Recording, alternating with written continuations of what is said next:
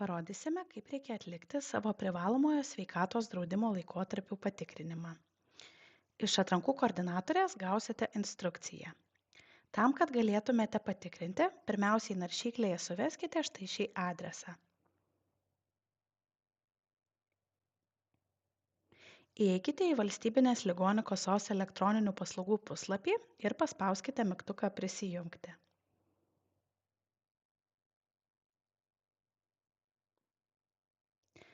Pasirinkite savo banką ir prisijunkite prie savo elektroninės bankininkystės.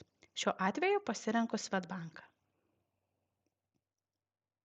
Šioje vietoje pasirinkite norimą prisijungimo priemonę.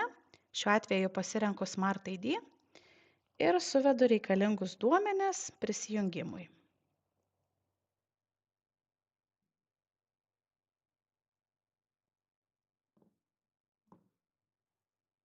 Prisijungę spauskite siųsti duomenis.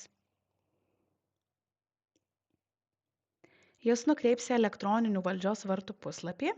Spauskite mygtuką prisijungti.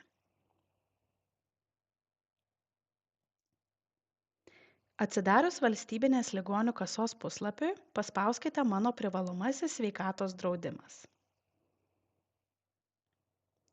Jums atsidarys jūsų privalomojo sveikatos draudimo laikotarpių ataskaita. Padarykite šios ataskaitos ekrano nuotraukas, kuriuose aiškiai matytųsi jūsų deklaruotas adresas, štai šioje vietoje, ir privalomojo sveikatos draudimo galiojimo laikotarpiai, štai šioje vietoje. Ir atsiųskite šias nuotraukas jus darbinančiai atrankų koordinatoriai.